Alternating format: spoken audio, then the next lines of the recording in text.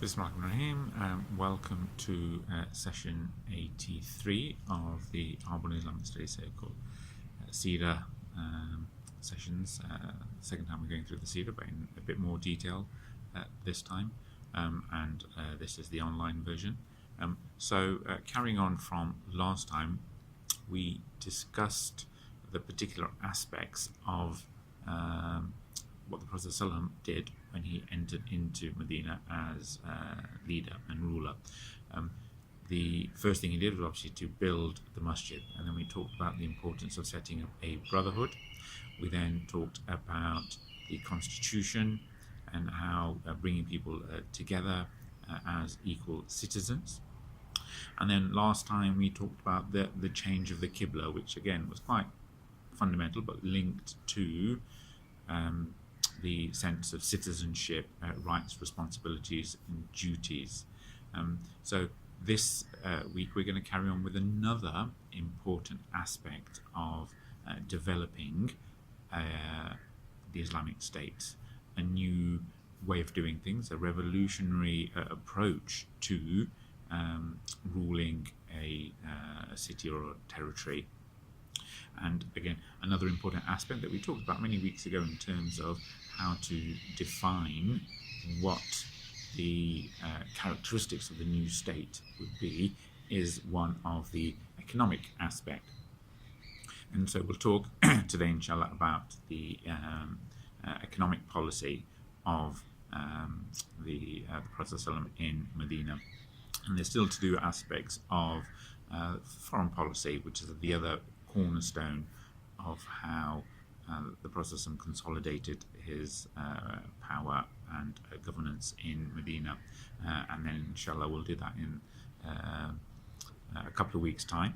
We'll talk about developing the army, the expeditions, etc. Next week we'll probably talk about some of the other minor things that have happened, in the early year or two, but focusing today, inshallah, on the economic system. And again, it goes down to one of the very early first things the Prophet ﷺ did when he entered into Medina. He would travel around, obviously have a look at the places in and around Medina, came across the souks and the markets, which are an integral part of any society, any community, buying and selling, trade. And the way things were in Yathrib was that the trade, the main souks, the main areas of trade tended to be on the outskirts, near where some of the Jewish tribes had their bases. So the souks you'd find on the outskirts of Medina. There wasn't really a place, we understand, in the middle of Medina where the trading happened. And the Aus and the Khazraj, they were either laborers or they worked in the date farms, but the businessmen and the people that had a lot more of the wealth were some of the earliest settlers in Yathrib at the time, and they were the Jewish tribes. And so they maintained their souks. And the Prophet ﷺ, he was walking around and he encountered, much like he did in Makkah, practices, because these were quite widespread. So he encountered practices that were happening in Medina, in these souks, which he didn't approve of. So there was things like, obviously, cheating in the markets and not having fairness in the weighing, not being clear and open about the things that were being sold or offered. So, as I say, as head of state, he didn't really like those practices, understood that he couldn't himself, at that point in time, necessarily legislate in those areas without it causing significant tensions. So he came back, and the story is that he actually, with his own foot or stick, he drew a line in the sand just in the center of Medina, not far from the masjid, and he basically said, this is where the markets shall be, the souk shall be situated here. And then he made a couple of rules and regulations which will sort of develop it more. He said that there should be no taxes levied on the goods here. So it's essentially a tax-free zone. So there should be no government imposition of additional taxes in that area, and he demarcated the area. And he also said that the size should not be diminished at all. So the outline of the area for the souk, he said basically this shouldn't be encroached by the residential sections. This should remain the commercial centre, the commercial hub of the city. And he encouraged all the Muslims certainly to come and start to do business there. And again, very interesting in the way of changing the dynamics within Makkah and the Meccan society, encouraging autonomy amongst the Muslims, so they would no longer be reliant solely on doing trade in the outlying areas.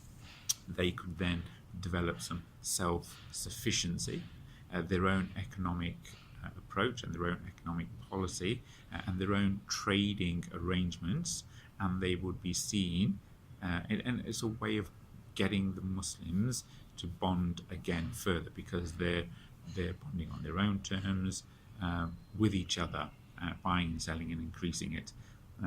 Also, what the Prophet ﷺ then did with regards to trade, and we saw this, a bit of this in Makkah, was that he would link, and this was part of his whole philosophy, his whole approach.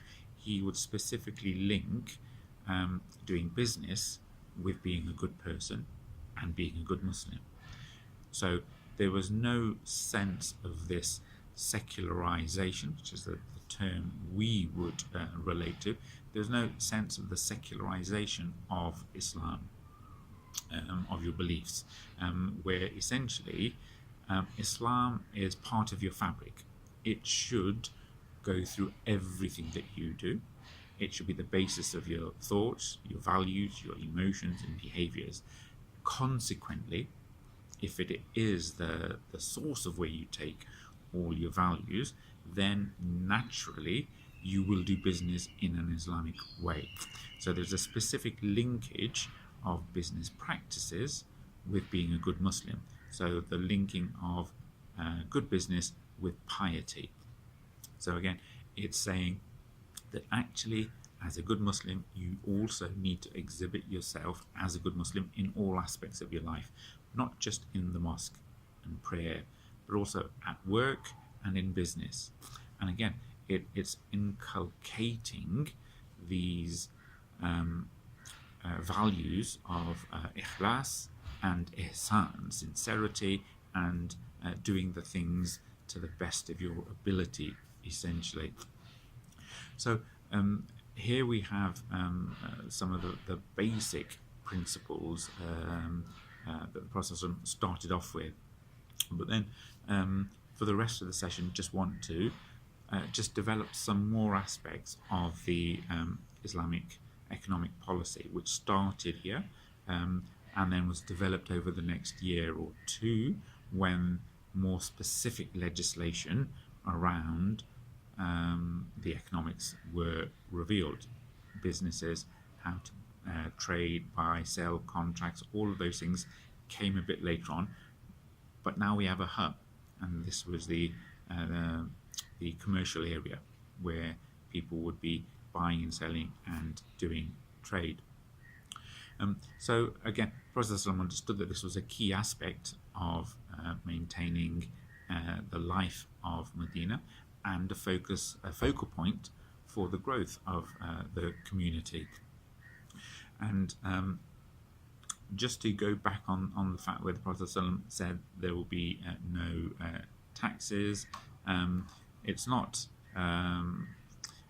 that the actual focus in terms of how the Prophet ﷺ, was implementing Islam was very different to what we see nowadays in the two main economic philosophies that we've grown up with in the Western world. One is obviously capitalism, and the other one is communism or socialism, where one talks about means of production, and the aspects of capitalism which are important are the accumulation of wealth and capital. Hence you get the name capitalism, where the most important aspect of the original freedoms by the early European thinkers, freedom of religion, freedom of belief, freedom of speech, freedom of ownership, and personal freedom.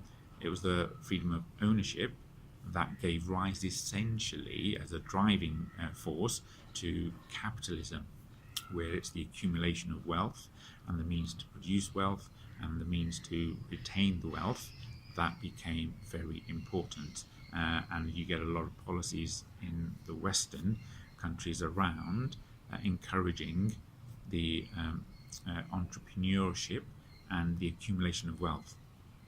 And Islam had a very different philosophy, and it's not around, it does encourage businesses. There's no fixing of prices.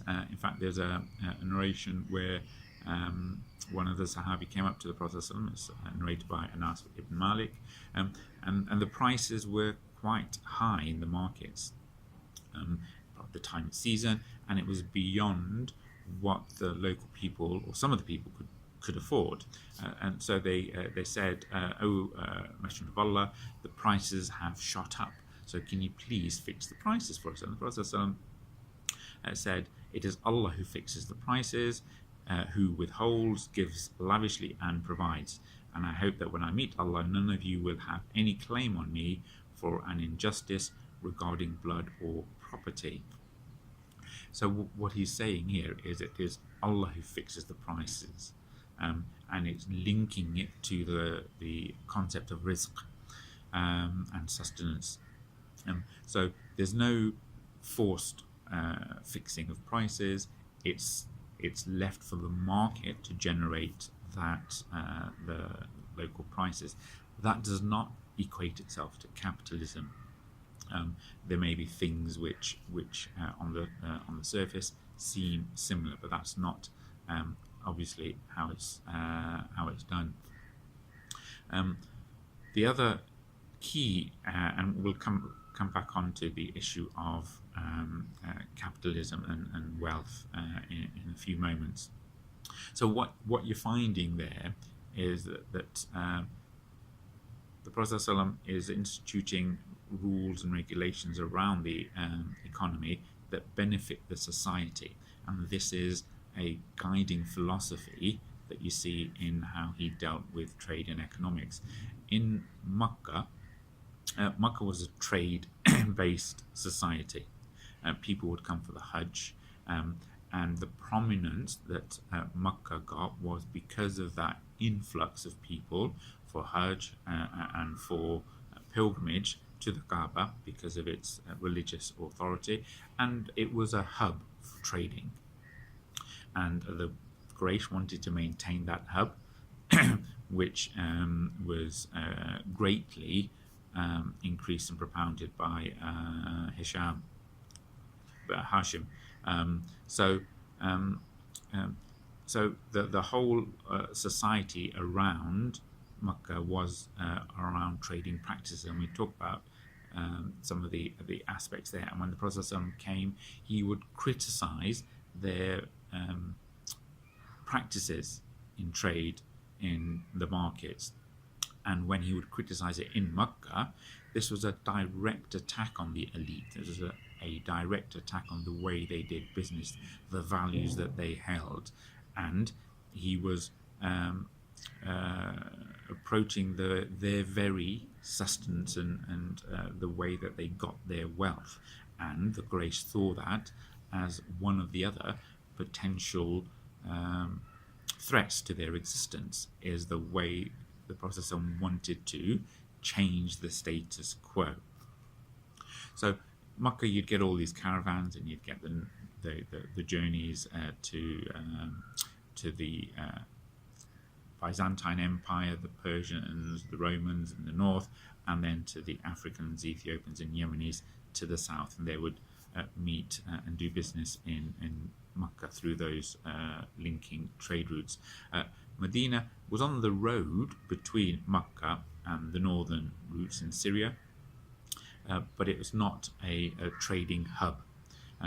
Its main wealth came from the production of dates and the distribution of dates, and that's what was most important for them, the harvest. So it was a very different society, but now the process is encouraging some focus on self-sufficiency through a thriving economic policy. So the whereas the Prophet could only criticize the Quraysh for their practices, their vile practices in Makkah, now he had the authority to legislate those things. And so it was important that, again, he reinforced the fact that in that market there should be no cheating, no lying, no hiding of defects. So when you're selling something, you need to be honest about what you're selling. And there was a famous case, I think, with somebody who was selling a sack of dates, and on the top of it there were nice dates, and then sort of the bottom half of the lower half of the sack, they were very bad quality dates, or mouldy dates, or just not very nice dates. And so the Prophet, he was obviously told about this practice by Jibril, and then he put his hand in and he found the not good quality dates that were being hidden. So the Prophet, he criticized that, and he says, whoever cheating in the market, cheats, is not one of us. Again, that's a different topic in terms of the phrase, not one of us, but he's basically saying this is something that should not be done. You should be open and honest about what you are selling. And there are so many rules and regulations around doing business and the requirements of businessmen, because we all know, as we encounter people in the markets who tend to exaggerate. It's not just the advertising, but it's actually when you're buying and selling, the person tends to exaggerate, certainly right at the beginning of the day and just before they close shop. Again, there is an urgency to sell, so they may exaggerate a little bit. So the Prophet, again, he's encouraging these people who tend to exaggerate. Is basically, if you want to be a good Muslim, you should give some sadaqah, and the businessman is encouraged to give lots of sadaqah, so that if they do cross over the line in terms of their exaggeration, that they try to follow up something bad with something which is good. So these aspects, no cheating, lying, hiding of the defects, these are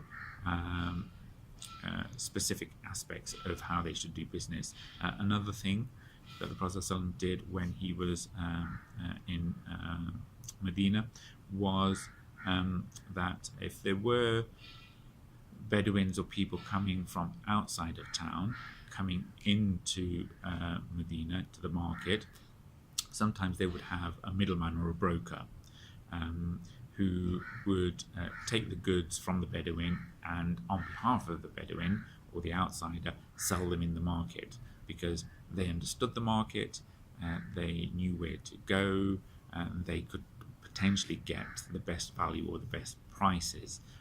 But in reality, this practice, whether it was done in specifically in Makkah and in Medina, was being abused by people. And so the middleman, he would not take a fair approach. He would take his own cut, or he would negotiate it to his benefit or the benefit of the people he knew, and that the outsider who doesn't know the local market may not get the fair value. And again, that can be argued as a natural human tendency. The Prophet ﷺ, he specifically forbade someone from within Medina acting as one of these brokers for the people who weren't used to the local markets, and that was to prevent that, but also to encourage the Bedouin to come in and get his own price, know the lay of the land, and do his own business. So yes, it may be difficult for them initially, but they've tried for themselves. Okay, so again, these are specific rules that we see. The other big rule in terms of the economic policy was the banning of interest, riba, and this was certainly a practice amongst the Jewish tribes, that they would deal in interest, certainly with the Aus and the Khazraj. And this again was a source of a lot of frustration. They were essentially the banking elite at the time, and through these loans, especially outside of harvest time, and it was all predicated on when the harvest came in, that would lead to a lot of tension between the people, because you're not dealing in the commodities, you're loaning money. And again, this practice, the Prophet ﷺ came and formed one of the central pillars of the economic policy, where Allah talks about this in the Qur'an, where Allah permits trade but forbids usury and interest. So he's allowing people to buy and sell and choosing their own values and prices through the products, but not to make money itself into the commodity, not to have loans and do business on the money as such. And so the interest was prohibited, and it's a global approach to the interest. So it's not just giving the interest, taking the interest. It was more specific in terms of witnessing it or writing the contract. So nothing to do with interest. And we've talked before when we did the sessions on heaven and hell, how the Prophet says Allah wages war on the people who deal in interest. Okay, so much so that on the Day of Judgment, the angels will give you a bow and arrow on the Day of Judgment and say, now go fight Allah, because you were the ones who were dealing in interest. And that is in all its ways, shapes and forms, which can be difficult in this society, but it is an absolute. We should not be dealing in interest. We should find other ways of doing things. So again,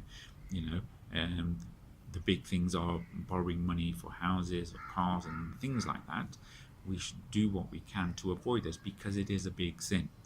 And the early Muslims had this approach where you would only spend your own money, your own wealth, or come to arrangements around the wealth acquisition through specific agreements, but it's on the goods, it's not borrowing the money.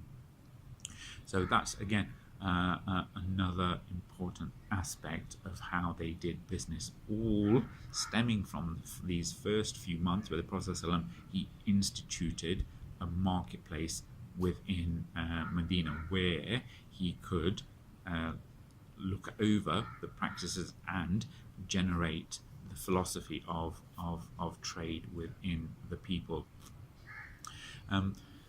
So with these things, when we look back at it now, we can see that there are specific aspects of how the Prophet ﷺ would formulate the economic policy, the economic philosophy of the Muslims. And what the scholars have said is that what Islam encourages is that as humans, mankind, we all have basic needs, and we have things which go beyond the basic needs, which we would call luxuries. But Islam is there to satisfy our basic needs, and that's the right of every human being. And we see that in how the Prophet ﷺ is developing the welfare, how he's doing the brotherhood, how he's setting up the economics and making people responsible for looking after each other. So what he's saying here is that Islam should guarantee the basic rights, basic needs for every person. And then you can have a capacity to develop the luxuries. But so the basics are food, clothing, and shelter. So these aspects form the core of the economic policies that, man has a right to food, clothing, and shelter. The other thing that the Prophet ﷺ instituted was this need or this obligation on people to work to satisfy their basic needs. Okay, so it's the fact that if you can work, you have to go and work and earn your crust, or take your rizq that Allah has allocated to you. You don't just sit there. You're not the people who just sit in the mosque and hope everything comes to you. You're the people who strive to attain your rizq. Again, the Prophet talked about this on many occasions, and there's the famous story of Umar ibn al-Khattab where he's criticizing the people who are just sitting in the mosque, saying that we're the people of Tawakkul Allah. Just again, the parables around the birds getting their food and keep for the day. So there is an obligation that people should strive to satisfy their basic needs. Other things that people should do is that the children have the right to, or the requirement to, support their parents, because if the parents can't work or the infirm can't work, then it's the next kith and kin whose obligation it is to support them. And again, it's the obligation of the parents or the father to look after those people in the household. Okay, so there is this drive to get people out, to make them work, not make them welfare dependent. And then we've got this whole taxation system within Islam. So even in Makkah, the Muslims were encouraged to give tax, or zakat, charity, I should say. And then obviously when they were able to develop their own system in Medina, the collection of the charity, the zakat, became more systematic when it became legislated. Before it was sadaqah, but the Quranic verses talk about zakat in Makkah, but again, in that time it was conceptualized as sadaqah, but now there is a state that can collect and distribute the sadaqah, then the official zakah with its rules and regulations. It came in the second year, the rulings. So now you have a way to collect the zakat and to distribute it, and that then we got the institution of the Baytul Mal, which is the thing which incorporates those elements of the state. And then the other key aspect of the zakah, or the tax system, there are different types of tax. There's the jizya, which was instituted much later on the non-Muslim citizens of the state, and then there's the land tax, kharaj, and things like that. But with regards to the concept of tax, the concept of taxation that we have in Islam is very different to the ones that we're certainly used to here in the UK. Here we pay a tax on income. So whatever you earn, a portion of that goes as a tax. Whereas in Islam, what the Prophet ﷺ instituted was that taxation would not be on your earnings, because that could be a disincentive to earn. The tax would be on your unused wealth. So not on your whole wealth, but the wealth that you don't use. And again, that encourages people to gives them the drive to earn, because they're supposed to go out and work and earn, and the more they earn, the better they feel. And if you sit on that and have a monopoly, that is specifically discouraged. Hoarding of wealth is specifically discouraged, and the ways to legislate for that is that you start taxing that unused wealth. So it's okay to earn lots, but you can't just keep and hoard the wealth. You need to spend the wealth and redistribute that wealth within the community. So you circulate the wealth amongst the people more.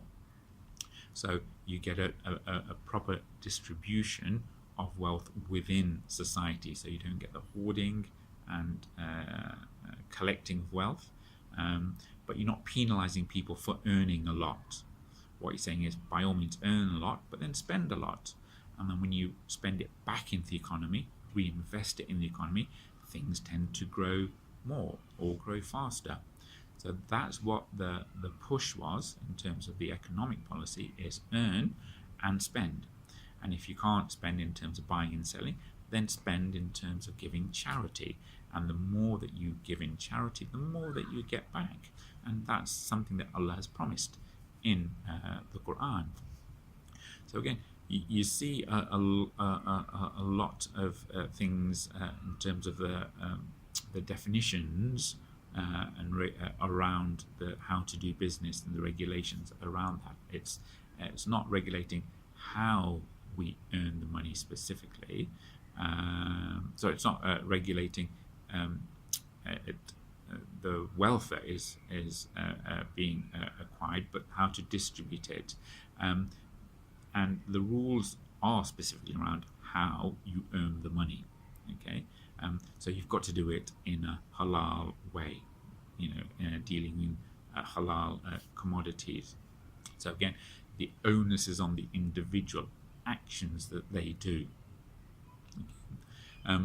Other aspects that we got later on in the Seerah, when sort of the rules are being more clarified, but I'll just talk about them here whilst we're talking about the economic policy, was issues around utilization of property and utilization of the land in the space. And there were specific rules around unused land, public land, and unused private land, and systems were there to encourage rotation of land use. And then if land was dormant, unused for any period, well, for a specific period of time, but for any purpose, then again the state would encourage that use, or it would either take it over or auction it off, or different ways of going around disposing of that land. So again, it wasn't encouraging people just to have land for the sake of land, having it. It was to utilize that land, okay, and that property. And again, so these were some really important aspects. Then there's again another narration with Prophet ﷺ. He shook the hands of Sa'd ibn Mu'adh, and then he found his hands to be quite rough, and the Prophet ﷺ said, well, why are your hands so rough? And then Sa'd replied, well, I dig with the shovel to maintain my family. And this is one of the great Sahabi from the Medina era. So Sa'd says, well, I dig with the shovel to maintain my family, because I'm digging all the time, that my hands get rough. And the Prophet, he then kissed Sa'd's hands and said, they are two hands which Allah Ta'ala loves. Okay, so the Prophet then went on, nobody would ever eat food that is better than to eat of his own handiwork. Okay, so the most blessed earnings you can have are those earnings that you do through your own hard work, and Allah loves that.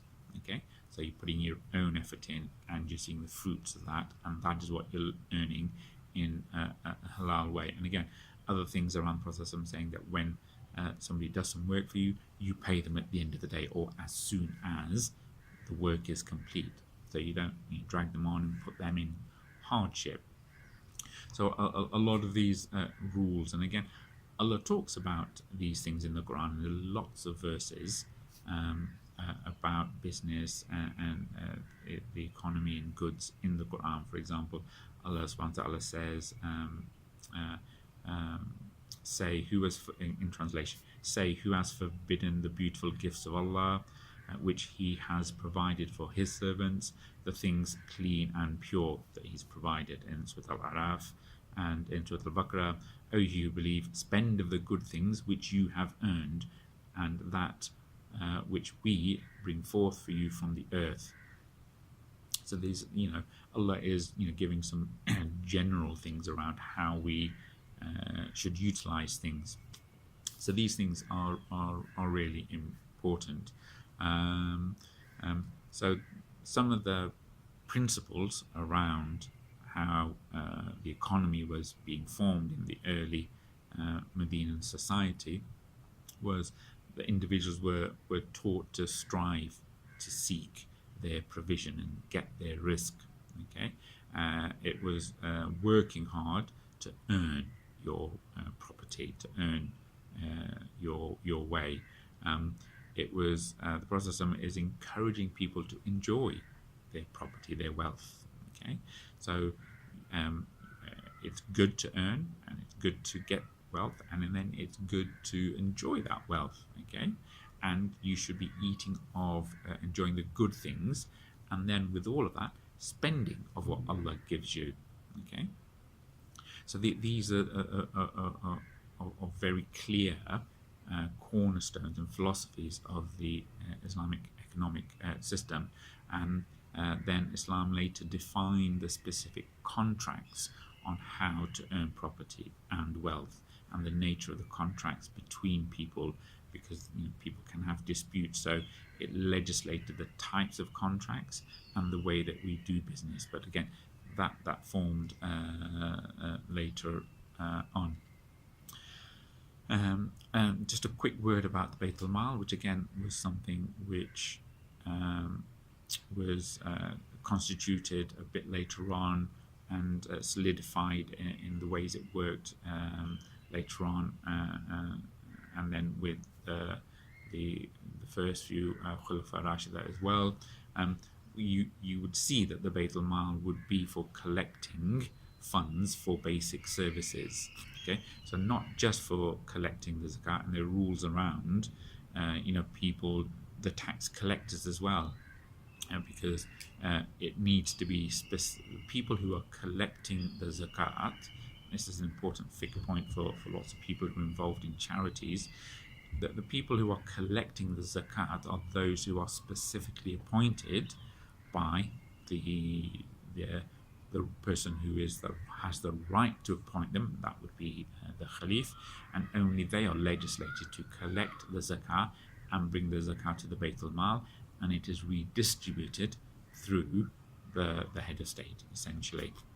And there was one occasion where somebody saw the tax collector coming, and then he went to his neighbours and he said, "Oh, look, he's coming, give it to me and I'll give it to him."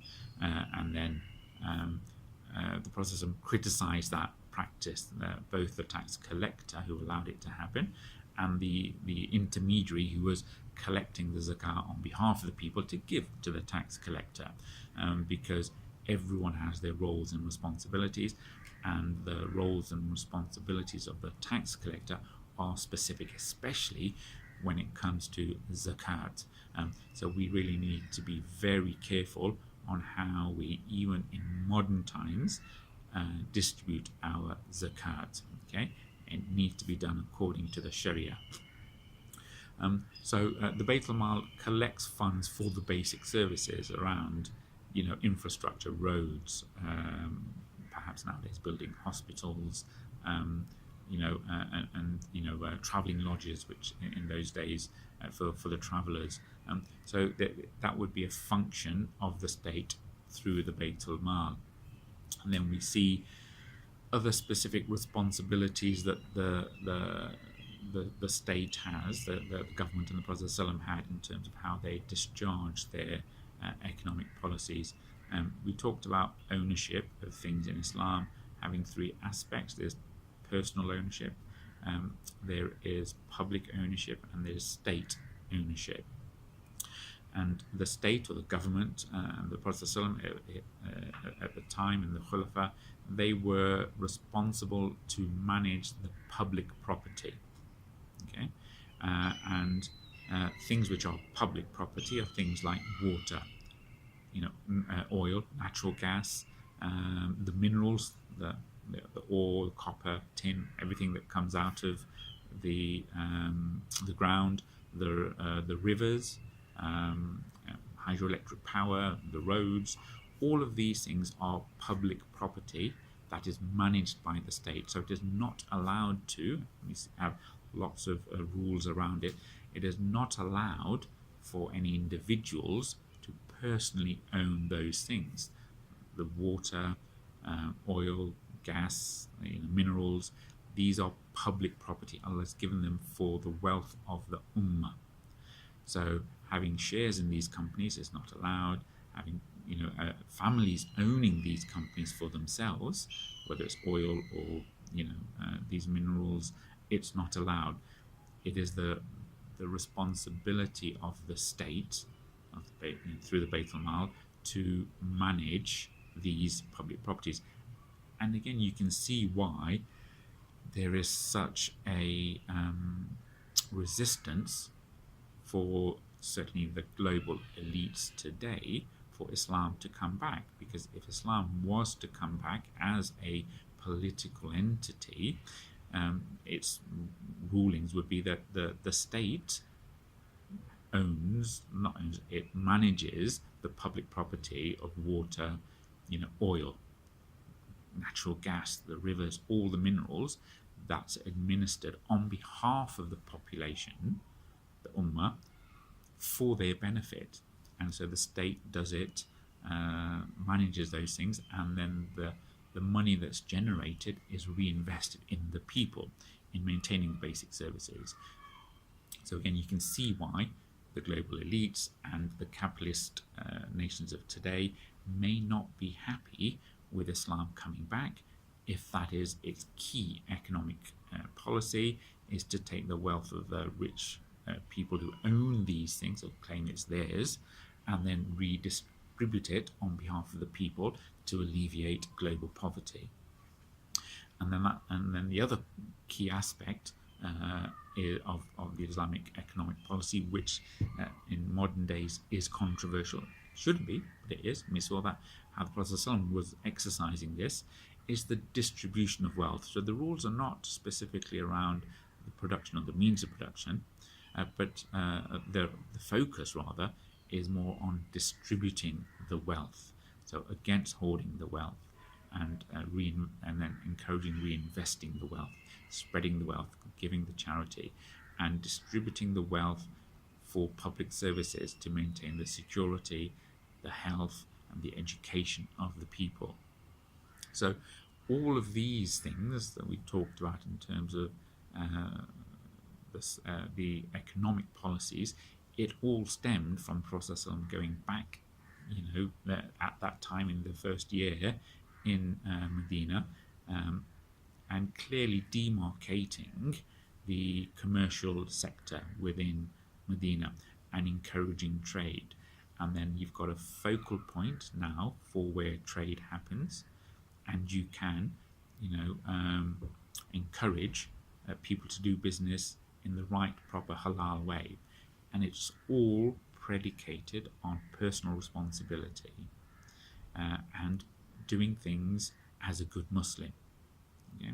And so that's sort of, in a nutshell, the things around how the Prophet ﷺ encouraged the generation and distribution of wealth based on these things, where he marked out the commercial area and said this is a tax-free zone, no one should fix prices, things that happen here people should do for the right reason, be a good Muslim, no cheating, no lying, no hiding of the defects, no independent brokerage for that specifically specifically for those people who are in residence of Medina, and then regulating taxes, regulating wealth, distributing wealth, and managing property. All of these things came from there. And just reiterating the key principles is that we should strive to seek our provision and get our rizq. Work hard and earn things properly. Don't have anything to do with interest. Don't deal in interest. And then the wealth that you earn, it's good to enjoy that and eat of the good things and spend in the way of Allah. So these are key aspects of what Prophet started there. So with that, inshallah, I'll finish the sort of economic system or an introduction to sort of the aspects of economy without going into too much detail. There are lots of books and courses around these things in a more detailed fashion, and I would encourage students who are looking into economics to do study the Islamic economic system. And it's more than just the gold standard. There's a lot more to it. As I said, next time inshallah we'll talk about some other minor bits and pieces before the other main project the Prophet ﷺ did, which was the foreign policy and the development of a Muslim army or a way of defending the Muslims, going back to the pledges of Aqaba. Again, very important in terms of consolidating rule and power and authority for the new state in Medina. So we'll finish there, inshallah. Last week's session got truncated right at the very end for various reasons, so I didn't get to finish off with Surah Al-Asr, but I'll do it here, inshallah. Bismillah. وَالْعَصْرِ إِنَّ الْإِنسَانَ لَفِي خُسْرٍ إِلَّا الَّذِينَ آمَنُوا وَعَمِلُوا الصَّالِحَاتِ وَتَوَاصَوْا بِالْحَقِّ وَتَوَاصَوْا بِالصَّبْرِ. جزاك الله خير. السلام عليكم.